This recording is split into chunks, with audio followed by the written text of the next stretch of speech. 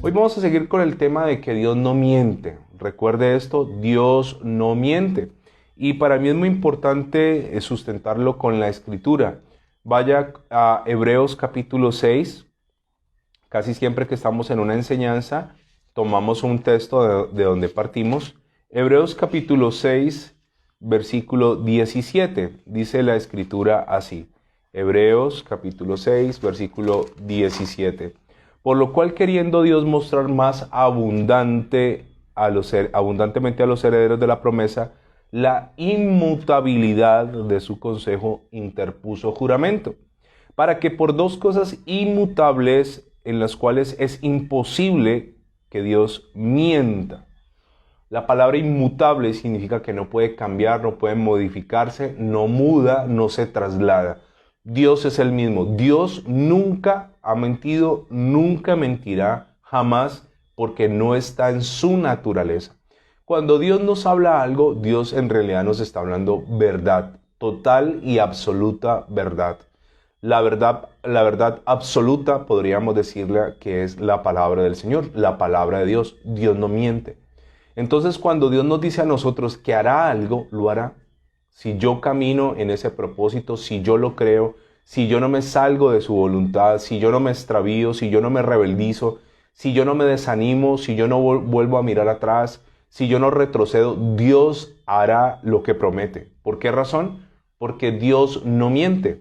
Y en ese orden de ideas, vaya conmigo al Antiguo Testamento. Pasamos de el Nuevo al Antiguo a Números. Números capítulo 23. Números capítulo 23. Cuando usted se sienta desanimado, cuando usted se sienta triste, vaya a la Biblia y vaya y recuerde con qué Dios es que usted se está relacionando. Seguramente si usted se basa en mi vida, si usted pone su confianza en mí, yo le voy a fallar, yo le voy a mentir, yo le voy a engañar, yo le voy a decepcionar. Pero si usted pone su confianza en Dios, Dios nunca, nunca te va a fallar, nunca te va a decepcionar. Nunca, jamás Dios nos va a mentir porque Él no puede. Escúcheme, su propia naturaleza le impide, es imposible que Él mienta, es en contra de Él. Y eso para mí es maravilloso. Yo no sé si yo me hago entender con esto o no, pero cuando yo entiendo esto, yo digo, es que es imposible, entonces lo que dice la Biblia cobra sentido, porque a veces podemos leer la Escritura y Satanás nos cuestiona, ¿será verdad? ¿Será mentira? ¿Será para Israel? ¿No será para usted? O sea, hay una cantidad de cuestionamientos mentirosos de parte de Satanás. Así que en Números capítulo 23 dice, Dios no es hombre. Y ya ahí con eso Dios resuelve todo asunto. Dios no es hombre. La naturaleza humana sí miente. La naturaleza divina no miente. Dios no es hombre para que mienta, dice la Biblia, ni hijo de hombre para que se arrepienta. Él dijo y luego dice, ¿y no hará? Él habló y no ejecutará. O sea, si Dios dijo, hace, y si dijo, lo hará, y si habló, lo ejecutará. Entonces, a mí eso me da una paz impresionante. Cuando Dios dice que hará, lo hará. Maravilloso. Pero nuestra naturaleza nos inclina a cuestionar y a dudar eso. Vamos a ver hoy dos ejemplos de cómo la naturaleza humana, como miente, como nosotros mentimos, como a veces nosotros no hablamos la verdad, como a veces nosotros engañamos, como a veces nosotros somos falsos, como a veces nosotros no somos honestos o sinceros. Hay una lucha en mí por asociamiento de mi naturaleza con la naturaleza de Dios. Por eso es que tiene que haber un desprendimiento. Dios no es hombre para que mienta. Eso para mí es clave. Y ojalá esto se nos haga rema. Recuerde que la palabra rema es la palabra revelada. Una palabra revelada es una palabra para un individuo específico, en una circunstancia específica, una palabra específica. Los cristianos estamos llenos de logos, conocimiento, pero no revelada. Si yo logro entender, si usted le dice, Espíritu Santo, revélame esto, tu vida, tu relación con Dios va a cambiar. Dios no es hombre para que mienta. No es hijo de hombre para que se arrepienta. Él dijo y no hará, habló y no ejecutará. Así que vamos a ver dos casos de cómo esa naturaleza humana trasciende y se establece como un paradigma en la mente de un apóstol. Yo le digo el apóstol incrédulo, y a pesar de que él está recibiendo una información, él no la está creyendo. Hablemos un poco de Tomás, el apóstol incrédulo. Si esta enseñanza tuviera un título, le colocaríamos Tomás, el apóstol incrédulo. Juan capítulo 14, vaya conmigo al Nuevo Testamento. Esto de la iglesia en casa yo creo que a más de uno nos ha enseñado a manejar la Biblia mucho mejor. Juan capítulo 14, versículo 1 en adelante. Vamos a ver qué dice la Escritura en el Evangelio de Juan capítulo 14, en el versículo 1 en adelante. Jesús, el camino al Padre. Recuerde que el que va a hablar es el Señor Jesús. Y recuerde que el Señor Jesús no miente, ¿correcto? Él está hablándole a sus apóstoles, pero Él no miente. Dice, no se turbe vuestro corazón. ¿Creéis en Dios? Creed también en mí. En la casa de mi Padre muchas moradas hay. ¿Qué hay en la casa de Dios? Muchas moradas, muchas viviendas, muchas habitaciones, muchos recintos. Él no está hablando mentira. Él no nos está vendiendo a nosotros una fábula. Él no nos está hablando de una hipótesis. Él no nos está hablando de algo fantasioso, nos está hablando de algo que existe. Y Él está hablando a sus discípulos y les está diciendo, en la casa de mi Padre muchas moradas hay. En el reino de los cielos habrá muchas moradas para todos sus hijos. Y dice, y si así no fuera, yo os lo hubiera dicho. Mire qué lindo. El Señor Jesús está hablando verdad. Dice, en la casa de mi Padre hay muchas moradas. Si no fuera así, ¿qué haría el Señor? No lo diría. Diría, mire, en la casa del Padre pocas moradas hay. Porque el Señor Jesús siempre habló con verdad. Recuerde que Él fue tentado en todo. El Señor Jesús nunca pecó ni de obra, ni de pensamiento, ni de palabra, ni de omisión. No hubo un solo pecado ni transgresión en Él. Como no hubo pecado y la paga del pecado es la muerte, por eso cuando Él muere, Él puede resucitar y vencer la muerte, porque la muerte no lo puede retener. ¿Por qué razón la muerte no lo puede retener? Porque no tiene cómo, porque no pecó. Así que el Señor dice, en la casa de mi Padre muchas moradas hay. Yo no sé si usted a eso le anima, a mí me anima mucho, porque sé que aquí en la tierra es como estar en un hotel. Cuando uno va de viaje, uno se queda en un hotel, sí, te atienden bien, la pasas bonito, pero aunque la cama donde yo duermo en mi casa no sea la mejor cama, nada como mi cama. Nada como dormir en la cama de uno, bañarse en el baño de uno, ¿cierto? Nada como estar en la casa de uno. ¿Sabe una cosa? Nosotros estamos de paso aquí en la tierra. Esto es un hotel. Y el Señor les está hablando a ellos y está diciendo, en la casa de mi Padre hay espacio, hay habitaciones, hay recintos para todos ustedes. Si no fuera así, yo les diría. Y después dice, voy pues a preparar lugar para vosotros. ¿A qué se fue el Señor? A prepararnos lugar. Qué lindo. No está mintiendo. Está hablando una verdad que es absoluta. Y luego dice, y si me fuere, os prepararé lugar. Y luego dice, vendré otra vez y os tomaré a mí mismo, para que donde yo estoy, vosotros también estéis. ¿Qué dijo el Señor? Me voy a ir, pero volveré. Nosotros los cristianos de la sana doctrina esperamos dos cosas: el arrebatamiento de la iglesia y la segunda venida de Cristo. Recuerde que la segunda venida de Cristo no es el arrebatamiento. En el arrebatamiento, los que estemos sellados, y yo les recomiendo una enseñanza este domingo que se llama el sello, venimos hablando del sello. Los que estemos sellados con el Espíritu Santo, nos iremos con Dios. Permítame decirle algo acerca del sello. La Biblia en Efesios capítulo 4 dice que nosotros fuimos sellados con el Espíritu Santo de Dios. ¿Qué era un sello? algo que se colocaba en un documento, que normalmente lo ponía un rey, para garantizar dos cosas. Un sello garantizaba confiabilidad y la segunda cosa que garantiza un sello es autenticidad. Cuando un sello se rompía, se creía que la persona en la cual se le había dado el documento para que lo transportara había violentado el documento, ya había sido leído, se había perdido todo. Ahora, usted y yo tenemos un sello. ¿Cuál es el sello? El Espíritu Santo. ¿Quiénes van a ser arrebatados? Solo los cristianos que tengan ¿qué? El sello del Espíritu Santo. Ellos van a ser arrebatados. Ahora, la Biblia dice, no contristéis al Espíritu Santo de Dios, con el cual fuisteis vosotros sellados para el día de la redención.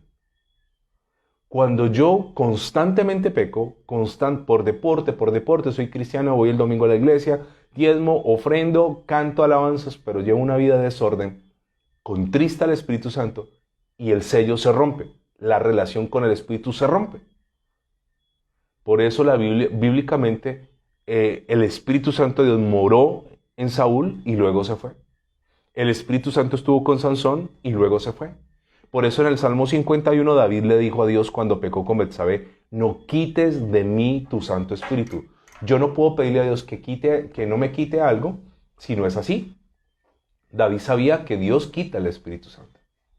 Entonces el Espíritu Santo está sobre aquellos que están haciendo la voluntad de Dios, y ahí será el arrebatamiento cuando venga el Señor hasta las nubes, y los que tengamos el sello recibiremos al Señor y nos encontraremos con Él y Él nos recibirá en las nubes. Pero la segunda venida de Cristo no es el arrebatamiento. La segunda venida de Cristo es cuando Él ya vuelva, no como siervo, sino como rey. La primera venida nació en un pesebre, fue humillado, vino como un siervo, puso la otra mejilla, estuvo montado en un pollino o en un asno. Su segunda venida volverá en un caballo, volverá como un rey, volverá como un guerrero, y esa es la destrucción, digámoslo, de toda esta gente que está haciendo maldad en la tierra, el encarcelamiento de Satanás por 1000 años. Esa batalla se llama Armagedón. Esa es la segunda venida del Señor. Así que Él está hablando a ellos cosas que son, ¿qué? Reales. Él les está hablando verdades absolutas, irrefutables. Les está diciendo, voy a prepararles morada. En la casa de mi Padre muchas moradas hay. Si no hubiere moradas, yo les diría, no los engañaría. Pero luego volveré y los voy a tomar. Y donde yo esté, ustedes van a estar. Ahora, versículo 4, está diciendo el Señor. Y sabéis a dónde voy, y sabéis el camino. O sea, el Señor les está diciendo a ellos todo claro, pero aquí aparece un Tomás. Tomás nos representa a nosotros. Tomás es el cristiano que está oyendo, pero no está entendiendo. Es el cristiano que está oyendo algo, pero no lo está creyendo. Escúcheme. Si todas las prédicas de este año nosotros las hubiésemos creído, le aseguro que estaríamos supremamente bien. Pero escuchamos prédicas, logos, conocimiento, logos, pero no estamos creyendo ese logos. ¿Por qué? Porque no sabíamos que Dios no miente. Este año Dios nos dio una palabra en la iglesia, fertilidad abundante. Y yo le decía, Señor, pero ¿cómo nos vas a dar una palabra de fertilidad en medio de la pandemia? El año pasado la iglesia estuvo más cerrado el templo que abierto. El año pasado meses sin abrir. Mire, yo me acuerdo que yo iba a hacerle aseo esporádicamente. Las lloradas que me pegué yo en ese lugar. Qué lamentable uno llegar a un sitio y todo lleno de polvo, todo guardado. No había ninguna esperanza de nada en ese momento. Todos confinados, ese temor. ¡Qué situación! ¿Y sabe algo? Este año Dios nos dijo fertilidad abundante.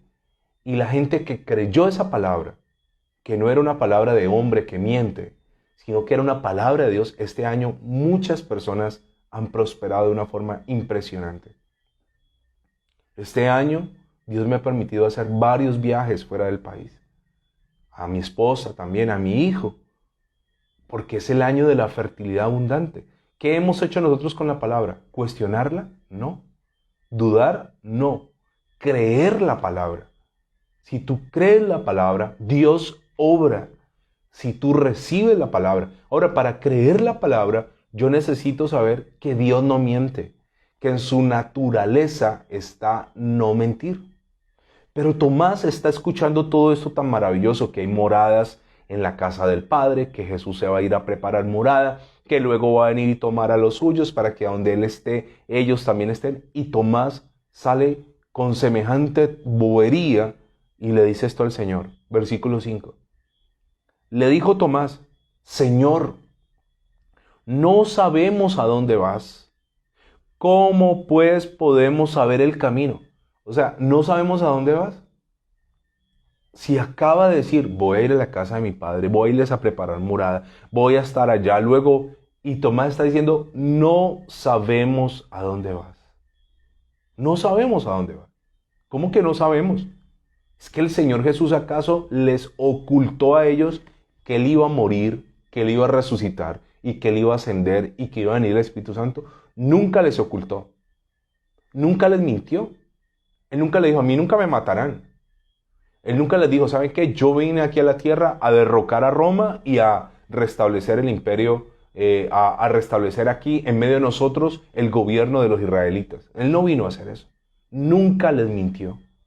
Pero Tomás está diciendo, no sabemos a dónde vas. Y si usted leyó conmigo, el Señor le está hablando para dónde se va. Y luego le dice, ¿y cómo podemos saber el camino? Jesús le dijo, yo soy el camino, la verdad y la vida. Nadie va al Padre sino por mí. Si me conocéis, también al Padre conoceréis. Y desde ahora le conoceréis y le habéis visto. Pero luego el Señor dice en el 10, ¿no crees que yo soy en el Padre y el Padre en mí? ¿No crees? Y luego dice, las palabras que yo os hablo, no las hablo por mi propia cuenta, sino que el Padre que mora en mí, Él hace las obras. Creedme, dice, que yo soy en el Padre y el Padre en mí. De otra manera, creedme por las mismas obras. ¿Qué tenía Tomás y algunos discípulos? Porque por ahí Felipe también dice alguna cosilla. ¿Qué tenían? No estaban creyendo. ¿Por qué no están creyendo? Porque asociamos a Dios con un hombre. Dios no es hombre. Dios es Dios. Dios es un ser tan extraordinario. Los políticos nos mienten, nuestros dirigentes nos mienten, las noticias nos mienten y nos manipulan. Nos mienten en todo lado. Nos mienten los cristianos, nos mienten los pastores, nos mienten los incrédulos, nos mienten nuestros padres, nos mienten nuestros... Todo el mundo miente. Que no debería ser así. Pero Dios no puede mentir. Y el Señor le está diciendo en el 10, ¿no crees que yo soy en el Padre y el Padre en mí? ¿No crees eso? ¿No lo crees? Y luego en el 11 le dice, creed que yo soy en el Padre y el Padre en mí. De otra manera le dice, si no crees eso, cree por las mismas obras, por lo que has visto, Tomás. Ahora, permítame decirle algo más. Mateo capítulo 16. Devuélvase conmigo a Mateo 16. Y esto ya es una cosa crónica que muchos hemos vivido, no creer lo que Dios dice. Mateo 16, 21. El Señor siempre habló con la verdad. Jesús anuncia su muerte. Desde entonces comenzó Jesús a declarar a sus discípulos que le era necesario ir a Jerusalén, padecer mucho de los ancianos, de los principales sacerdotes y de los escribas, ser muerto y resucitar al tercer día. Dice que desde entonces comenzó a declarar a sus discípulos, comenzó a decirles, ¿qué les dijo? Tengo que ir a Jerusalén, tengo que padecer mucho allá por causa de los ancianos y los escribas. Le dijo el Señor, voy a morir, dijo el Señor, pero también voy a resucitar al tercer día. O sea, les está hablando una verdad absoluta. Pero ¿qué ocurre? Ellos están recibiendo esa verdad, la están procesando y la están asimilando con un hombre. ¿Será verdad? ¿Será que va a resucitar? ¿Será que al tercer día va a resucitar de entre los muertos? ¿O será que nos va a dejar solos? ¿O será que nos va a abandonar? O sea, yo recibo la información, la proceso en mi mente, pero también la asocio con gente que me ha fallado, me ha prometido. El papá que le dijo a su hijo, nunca te abandonaré, y se fue a comprar la leche y el pan y nunca volvió. Entonces viene una palabra de parte de Dios y estamos allí asociando a Dios con un hombre. Dios no es hombre para que mienta, ni hijo de hombre para que se arrepienta. Él dijo y no hará, habló y no ejecutará. Así que Él no les ocultó a sus discípulos. No fue que Él murió y ellos dijeron, ay, nunca nos dijo que iba a morir. Y resucitó y dijeron, nunca nos dijo que iba a resucitar. Siempre lo dijo. Mire lo que dice Mateo, pase del 16, ahora el 17. 17, 22 y 23. Jesús anuncia, subráyelo, otra vez su muerte. No fue que lo habló una vez por ahí, no estaba Tomás. No, constantemente les estaba diciendo que tenía que morir, que tenía que ir a Jerusalén, que iba a padecer, pero que iba a resucitar al tercer día. Ahí mismo en Mateo 17, 22, 23 dice, estando ellos en Galilea, Jesús les dijo, el Hijo del Hombre será entregado en manos de los hombres y le matarán, mas al tercer día resucitará. Y ellos se entristecieron en gran manera. ¿Les está hablando claro? Sí. ¿Dios habla cómo? Claro, porque Dios no miente. Dios no es con enredos. Dios no es con verdades a medias. Dios no es tapando cosas. Estando ellos en Galilea, Jesús les dijo, el Hijo del Hombre será entregado en manos de los hombres, le matarán, mas al tercer día resucitará. Es claro, o sea, el Señor no está con rodeos. Pero ¿qué ocurre? Ahora sigamos. Pasamos de Mateo 17 a Mateo 26. En Mateo 26, el Señor se aparece, pero en este tema de aparecerse se encuentra que esta gente todavía no creen en que Él es el Señor. En Mateo 26, 31 leamos esto. Jesús les dijo, todos vosotros os escandalizaréis de mí esta noche, porque escrito está, herirá al pastor y las ovejas del rebaño serán dispersadas. Pero después que haya resucitado, iré delante de vosotros, ¿a dónde? A Galilea. ¿Cuántas veces yo le acabo de leer que el Señor les habló de que iba a morir y resucitar? 3. Cuando usted con 3 versículos de la Biblia puede hablar de lo mismo, usted está hablando sana doctrina. ¿Cuántas veces le acabo de leer? Le acabo de leer Mateo 16, 21, Mateo 17, 22 y Mateo 26, 31 y 32. 3 veces el Señor, por lo menos registrado en Mateo, está que les dijo, voy a morir, pero voy a resucitar al tercer día. Y aquí le dicen el 32, pero después de que haya resucitado, iré delante de vosotros a Galilea. O sea, claro. ¿Qué pasa con Tomás? Juan capítulo 20. Juan capítulo 20. Y es muy interesante esto porque Tomás nos representa a muchos. Juan 20, 24. Incredulidad de Tomás. Pero Tomás, uno de los 12, llamado Didimo, no estaba con ellos cuando Jesús vino. Él ya se había aparecido y faltaba Tomás. Le dijeron pues los otros discípulos, al Señor hemos visto. Él les dijo, si no viere en sus manos la señal de los clavos y metiere mi dedo en el lugar de los clavos y metiere mi mano en su costado, no creeré. Pero mi cuestionamiento en esta hora de la noche es, ¿acaso el Señor no había dicho que moriría y resucitaría? ¿Por qué toma esa reacción tan absurda? ¿Por qué dice, no, yo no creo? Si Él estuvo acá, no creo. Pero Él se apareció con nosotros, no creo, hasta que yo mismo no meta el dedo en sus manos y la mano en el costado, no creo. ¿Por qué no creía si ya Él había recibido una información? Porque nosotros pensamos que Dios nos miente. Creemos equivocadamente que Dios es un ser humano. Lo asociamos con un ser humano. Entonces viene una palabra de parte de Dios y alguien a través de Dios, a través de alguien, lo usa y le da una palabra y dice, el Señor te dice, te voy a sanar. Y la mente dice, no creo. Una palabra recibes, el Señor te dice, año 2021, año de la fertilidad abundante. Y inmediatamente la mente dice, ¿cuál fertilidad este año tan duro que ha sido? La mente, tenemos que aprender a derribar en nuestra mente esas fortalezas. Y yo he tratado desde la semana pasada, a través de la enseñanza de la sana doctrina y por medio del Espíritu Santo, dejar algo plantado en nosotros. Dios no miente. No miente. No miente. Por eso los niños que creen. Los niños creen. Ellos no cuestionan. No cuestionan realmente. Ellos creen. Cuando tú le dices algo a un niño, él cree. El niño, si se ha levantado en un hogar de mentira, él no va a cuestionar cómo. Él simplemente lo va a esperar. Yo tengo un testimonio lindísimo, lindísimo que quiero compartirles que hoy me llenó de mucha alegría. Cerca donde yo vivo hay una avenida y había un huequísimo, un hueco gigante. Muchos carros que no conocen la vía o caían en ese hueco y uno qué dolor, ¿no? Cuando uno va manejando y uno cae en un hueco, ¿cómo duele eso? De hecho, un hueco de ese tamaño puede reventar una llanta, puede ocasionar un volcamiento, un accidente.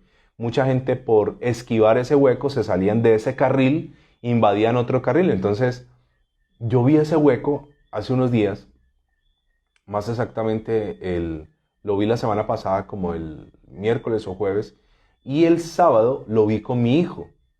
Y vimos ese hueco, pasamos por allí, vimos ese hueco.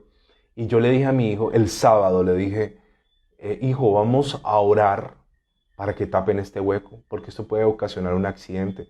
Le habían puesto un palo al hueco para que la gente de lejos viera el palo y lograra esquivar el semejante cráter. Si usted vive aquí en Cali, usted sabe que tapar huecos en Cali eso puede demorar meses. Pueden haber calles llenas de huecos y uno no ve que están reparchando esos huecos rápido. ¿Sabe una cosa? Oramos el sábado en la noche, mi hijo y yo, antes de acostarse. Oramos, Señor, por favor, que se tape ese hueco. Yo sé que esto ocurrió no tanto por mi fe, sino por la fe de él.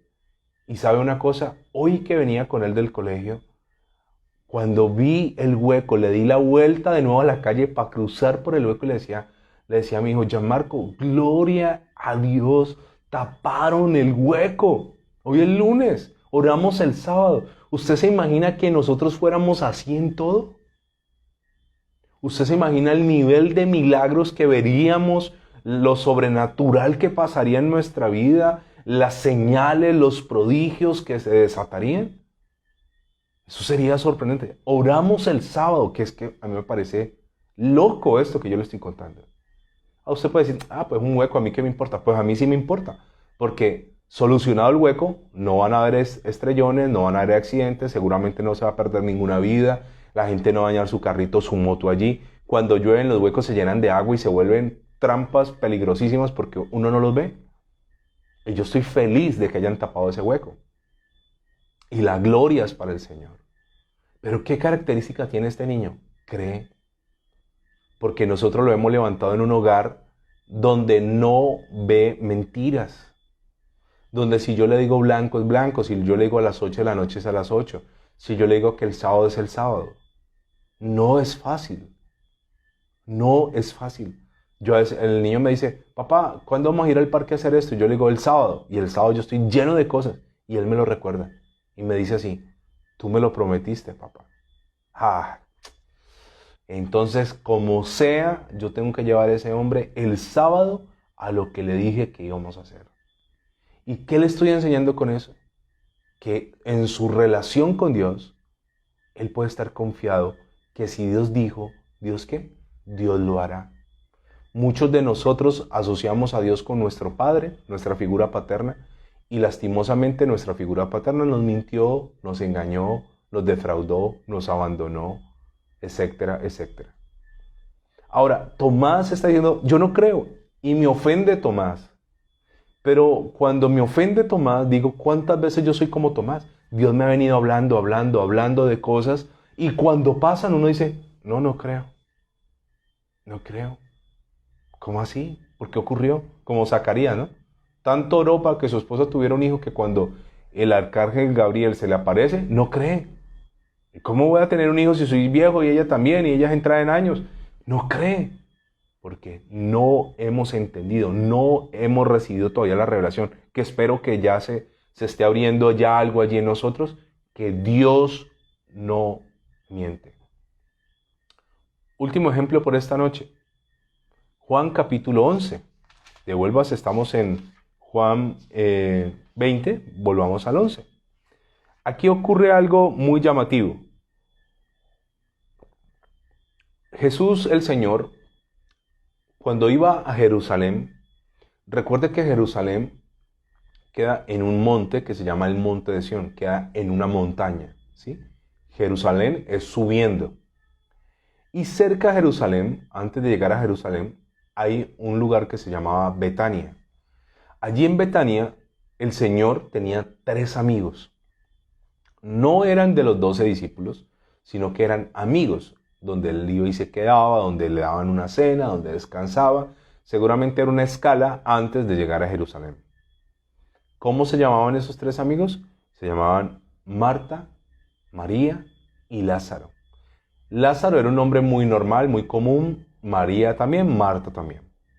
Juan capítulo 11. Entonces dice, estaba enfermo uno llamado Lázaro de Betania, de la aldea de María y de Marta su hermana. María, cuyo hermano Lázaro estaba enfermo, fue la que ungió al Señor con perfume y le enjugó los pies con sus cabellos. Enviaron pues las hermanas a decir a Jesús, Señor, he aquí el que amas está enfermo. ¿Qué recado le mandan las hermanas al Señor Jesús? No había WhatsApp, no había teléfono, no había mensajería, así que envían un recado con alguien o le mandan algo escrito. Y es algo muy breve, pero que tiene mucho significado. Le dicen, Señor, el que amas está enfermo. Qué curioso que ellas, antes de mencionar el problema, anteponen que el Señor lo ama. Al que amas. ¿Qué espera uno del Señor Jesús cuando uno sabe que el enfermo, el Señor lo ama? Pues algo muy obvio, que el Señor venga y lo atienda. ¿Cómo se encontraba Lázaro en ese momento? Enfermo. Esto es como cuando hay un problema, el problema está grave, pero el problema todavía se puede remediar a tiempo, ¿sí? Entonces hay un problema, sí está enfermo, pero no está muerto. Se puede solucionar. Mandemos a llamar al Señor. Vamos a recordarle el vínculo que el Señor tiene con nosotras y con Él. Nos amas, pero el que está enfermo es el que amas. El Señor dice esto, versículo 4. Oyéndolo Jesús, el recado, el mensaje, dijo, esta enfermedad no es para muerte, sino para la gloria de Dios, para que el Hijo de Dios sea glorificado por ella. Ok, vamos a ver si nos alcanza el tiempo esta noche.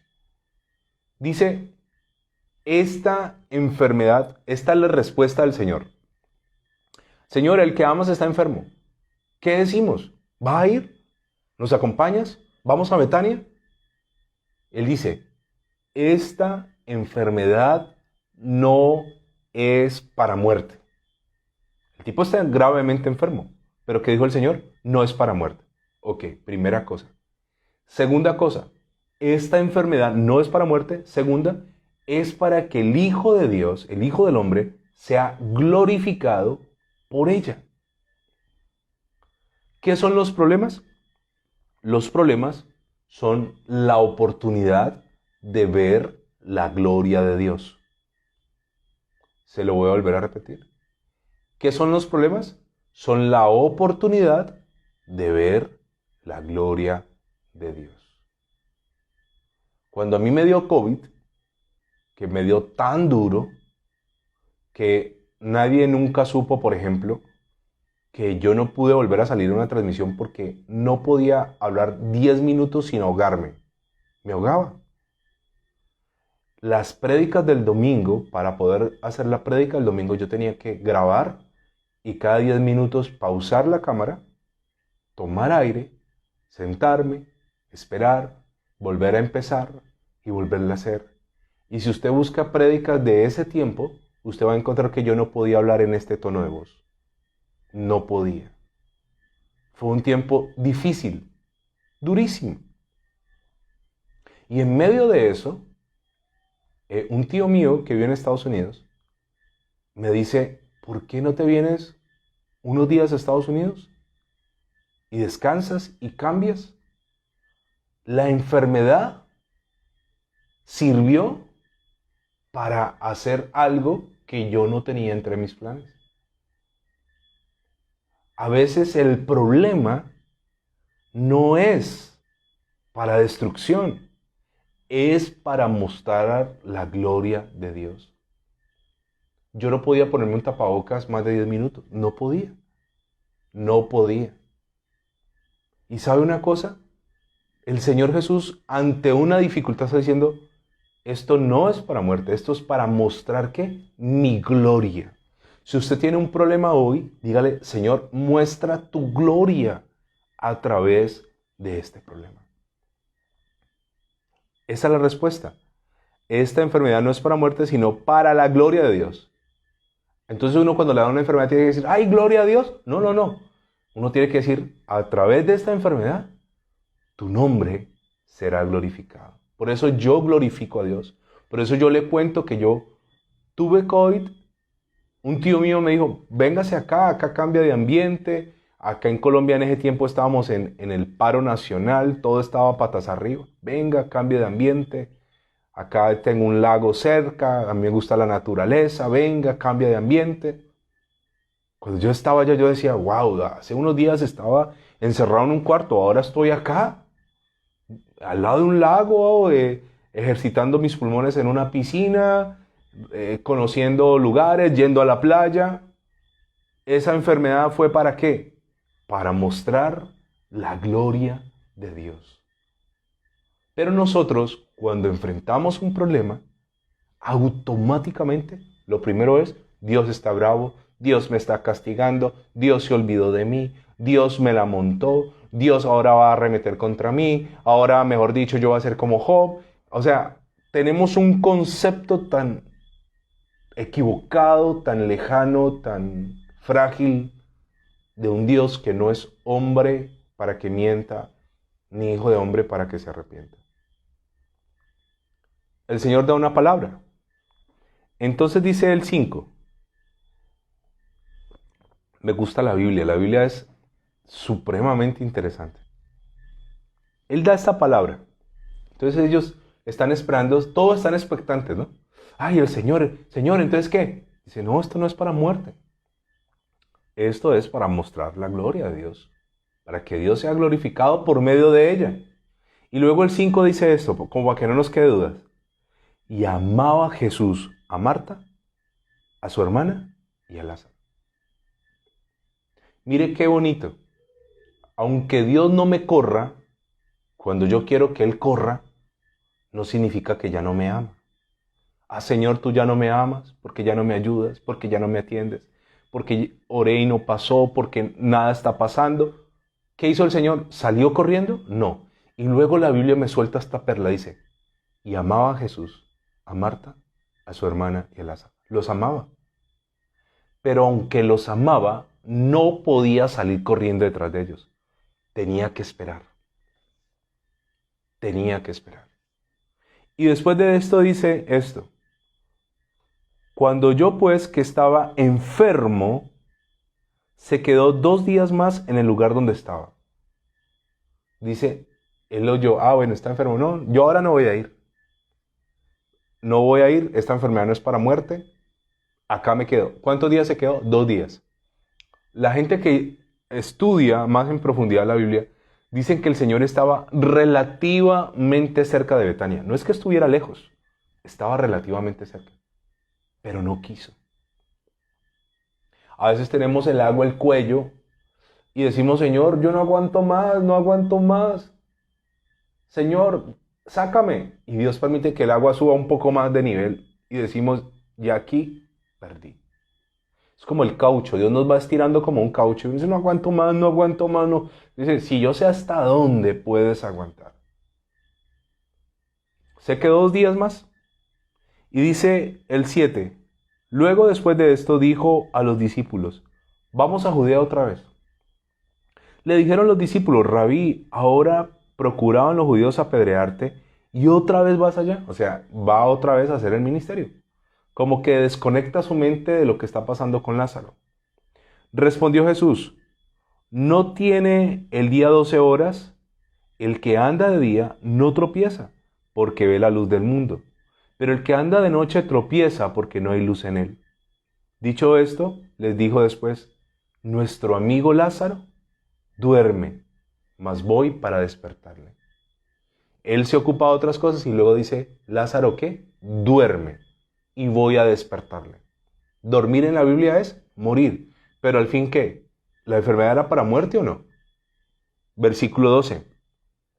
Dijeron entonces sus discípulos, Señor, si duerme, ¿sanará? Ellos no habían entendido. Pero Jesús decía esto de la muerte de Lázaro y ellos pensaron que él hablaba de reposar del sueño. Entonces Jesús les dijo claramente, Lázaro ha muerto. Los 2 días que él no va, en esos 2 días, Lázaro muere casi, me imagino yo que inmediatamente reciben la razón que el Señor dice, no voy a venir, muere. Y el Señor decide quedarse 2 días más y luego regresarse. Así que el Señor va a llegar ya fuera del tiempo humano. Fuera del tiempo humano. Y el Señor dice, entonces Jesús les dijo claramente. ¿Cómo hablaba el Señor? Claramente. El Señor les mintió a los que vinieron con la razón que Lázaro no iba a morir. No, Él no les estaba mintiendo. Pero bueno, estamos leyendo que murió. Sí, pero Él estaba diciendo, Él no se va a quedar muerto. Y dice, Lázaro ha muerto y me alegro por vosotros de no haber estado allí para que creáis, más vamos a él. Le digo, vamos. Y me alegro que no hubiéramos estado allí. ¿Por qué? Porque la gloria de Dios no es la misma de sanar una enfermedad que resucitar un muerto. No será la misma. La gloria de Dios no será la misma de darte 1.000.000 a darte 100 millones. La gloria de Dios no será lo mismo de no conseguir empleo durante 11 meses del año 21 y conseguirlo este mes. Entre más grande el problema, más grande ¿qué? La gloria del Señor. Así que regresan. Dijo entonces Tomás, llamado Didimo, a sus condiscípulos, vamos también nosotros para que muramos con él. Este Tomás era bien chocante. Vino pues Jesús y halló al que yacía hace 4 días, que Lázaro estaba en el sepulcro. Betania estaba cerca de Jerusalén, como a 15 estadios. Y muchos de los judíos habían venido a Marta y a María para consolarlas por su hermano. Entonces Marta, cuando oyó que Jesús venía, salió a encontrarle, pero María quedó en casa. Marta dijo a Jesús, Señor, si hubieses estado aquí, mi hermano no habría muerto. Mas ahora sé que todo lo que pidas a Dios, Dios te lo dará. Versículo 23. Jesús le dijo, tu hermano resucitará. Pero Marta sigue pensando que es un hombre que le está hablando. Marta le dijo, yo sé que resucitará en la resurrección en el día postrero. Jesús le dijo, yo soy la resurrección y la vida. El que cree en mí, aunque esté muerto, vivirá. Y todo aquel que vive y cree en mí, no morirá eternamente. Y luego le dice, ¿crees esto? ¿Y usted conoce la historia?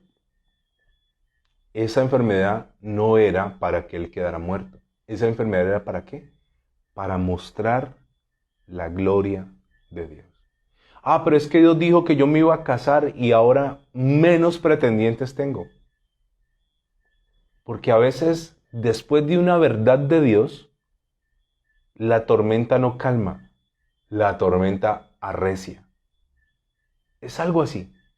Es que Dios me dijo que me iba a prosperar. Y a partir de que yo recibí esa palabra, más pobreza tengo. Dios no es hombre para que mienta, ni hijo de hombre para que se arrepienta. Él dijo y no hará, habló y no ejecutará. esta enfermedad no es para muerte. Y murió, pero no se quedó muerto. ¿Qué hizo el Señor? Lo resucitó bajo condiciones que humanamente ya no eran posibles. Muy bien, mañana seguiremos con este tema de que Dios no miente. Hagamos una oración. Amado Padre Celestial, hoy honramos tu nombre y hoy te damos gracias por este atributo que tienes en tu ser. No mientes. No conozco a ningún ser humano que no mienta. No lo conozco. Precisamente esa es la respuesta. Ningún ser humano. La Biblia dice que los seres humanos mentimos. Pero también la Biblia dice que seres angelicales mienten. Satanás es un ángel y miente, al punto que es el padre de las mentiras. Sin embargo, aunque los ángeles mienten, los ángeles caídos y los seres humanos mentimos, tú eres el único ser que nunca miente. Y si tú has dicho que me vas a bendecir, que me vas a prosperar, que me vas a sanar, si tú has dicho que vas a salvar mi familia, que vas a traer de regreso a ese hijo, a esa hija, a ese cónyuge, a esa persona, si de verdad es palabra de Dios, no palabra de hombre mentiroso, si ha salido de tu boca, eso pasará. Eso ocurrirá. Así que hoy, Señor, entiendo que no hay razón alguna para dudar de tu palabra.